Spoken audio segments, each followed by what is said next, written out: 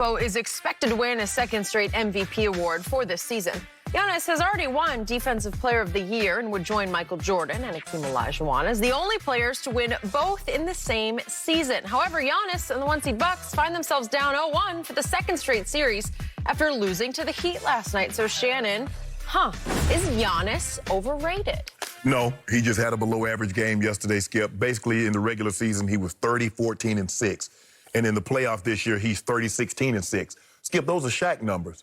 He's a dominant player. He had an off day, and it's easier, Skip, when you get to the playoffs if you're just on an island. Because as Chris Middleton is an all-star, we don't look at Chris Middleton as a superstar. We don't look at him as an Anthony Davis. If you look at LeBron, once he got Kyrie, it became a lot more difficult for you to take LeBron away because you had to worry about Kyrie cooking you. When he went to Miami, you tried to take LeBron away, he had D-Wade. So if you have a 1-2 combo, and that's what Shaq had with Kobe, a young Kobe, and I don't think anybody's going to confuse and say, well, Chris Middleton is Kobe. No, he's not. He ain't going to ever be Kobe. So for me, Skip, they built the wall. They said, Giannis, you're not coming in here. They just slammed the door, so shoot over the door. You do everything you need to, but you're not coming in here. This little area out here is stay out of, caution.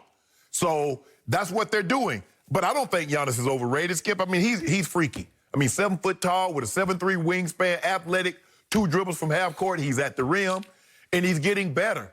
He's gonna be the MVP, Skip. I think we all agree on that. A 2-time MVP. I mean, there are very few people that have won MVP and Defensive Player of the Year. I think there have only been 3. 3. Jordan, Olajuwon. And David Robinson. No. Well, 4 now. David Robinson won Defensive, not in the same year. Not in the same year as Jordan and Olajuwon. So and Olajuwon ended up winning the championship that year also. Yep. So, Skip, you're talking about only 4 people total will ever have won an MVP and a Defensive Player of the Year. That's the company that Giannis is in. He's had a bad first game.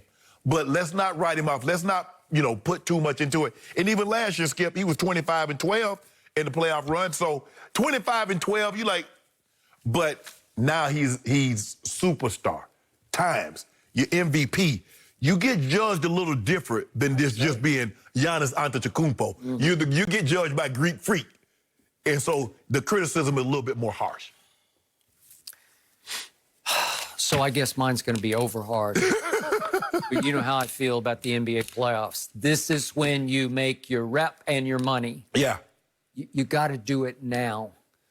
All those long stretches of regular season dominance, all that PER Prince stuff that we used to see from Anthony Davis when he was in New Orleans. Yeah. I'm seeing it from Giannis now. They remind me of each other, not in games, but in impact. Well, Skip, they say superstars are made in the regular season. Legends are made in the postseason. Yeah, I'll buy that. So we'll find out. We're about to find out. I haven't seen legendary from Giannis in the postseason. And I thought about this because it reminds me, Anthony AD in New Orleans, he never could lift that up. He was a sub-500 player in New Orleans. Well, he had some help here and there for a while. He had Boogie and he had Rondo, playoff Rondo for a while, and they won a series. Right. And yet, now you put him alongside your man, you got something. Right. Where he's a little more in his comfort zone. LeBron can put him in a basketball comfort zone. And obviously, he is a far better shooter than Giannis has so far even thought about. Yeah, I don't know if Giannis will ever be able to shoot the ball like that. Like that? So what if you put Giannis alongside LeBron right now? What if you swapped out? You put AD up there in Milwaukee pretty much by himself. What would the result be? Could Giannis and LeBron go places? Could they win a championship together? Maybe, but you got one big problem. AD is a free throw making machine. Right. And Giannis is not. Right. He's a sub 50% free throw shooter, and it seems like the deeper you get in the playoffs, the worse he gets. Okay, so could he take the spotlight? Could he share the limelight with LeBron James? I just need to see, again, something more than what we saw the last 4 games. We saw him last year against Toronto. They lost 4 in a row after they went up 2-0. Right. In those 4 games, look at the fourth quarters. They're all close games. Right. Here we go again. In the fourth quarters, he shot 35%. He's a 55% regular season from the field shooter because you can't say he's a freak. Right. He's finger rolling. Yeah. He's scoring at will in the lane because during the regular season, people don't play him the way they do in the postseason. Right. And from the free throw line, last year in those 4 fourth quarters, he was 5 of 13. Well, that's horrendously bad. It's not enough free throws, number one, Right. and it's not enough makes, number two. And he was a minus 29 total plus minus in those 4 fourth quarters. They lost all 4 games, and then it happened again last night. Fourth quarter, he goes 1 of 4, 0 for 2 from 3. He was trying to do something to open up the lane, obviously.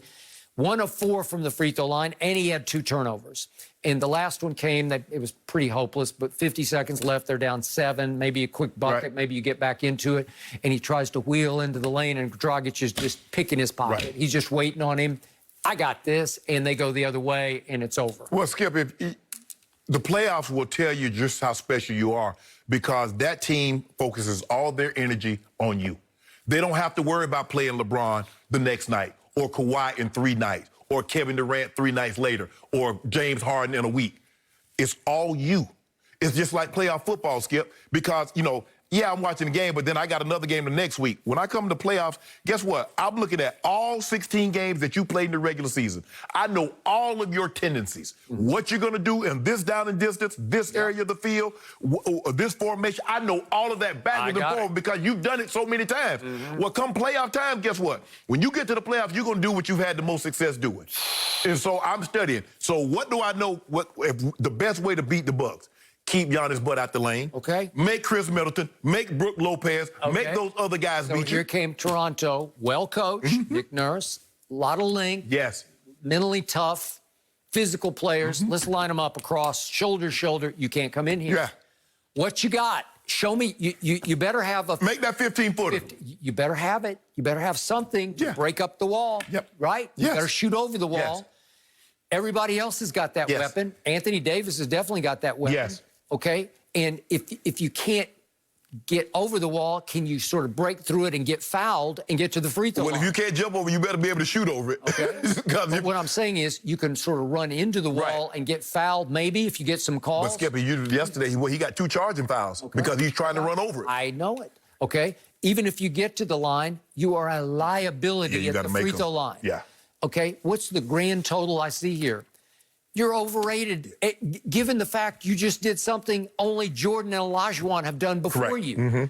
And we talked about this before, but if Jimmy Butler is going Jimmy Buckets on you, I told you, if you're that guy, a takeover guy, a special, like an all-time great on the rise, you say a couple of possessions, I got him, I'll take him. Skip, but when I look at Giannis, I don't look at him as a great on ball. I look at him as help. Remember yesterday when he blocked Jimmy's dunk? He did. He came, Jimmy didn't know he was there, and he came from the weak side to block that dunk. I don't look at him like Jordan and Pippen and Kobe and LeBron when he was younger. They could sit in the chair in front of a guy. Okay. I don't look at him like that. Okay, but when I compare him to Rudy Gobert, former two-time he can move. Yes, He's got feet. Yes, He's got athleticism at, is he 7? I don't know if he's 7 feet. What they listed, 6'11", Right. But he has agility for his height and length. So I thought maybe a couple of possessions, he'd just go out there and sit in the chair and try to defend him with length. See, when I look at, like, when I know he's won Defensive Player of the Year, and you, like you said, he and Jordan and Olajuwon, but he's not the defender Olajuwon was. Olajuwon was about 6'10", maybe 6'9". Yes, yes. But on the defensive end? Boy, I don't know. I think you think he's a better defender than Olajuwon? Well, he's just longer. He's better in the lane, like as a help defender. He's just so long. Olajuwon was dead. Hey, he was. I know. And especially because, you know, that was a big man era because you had Robinson and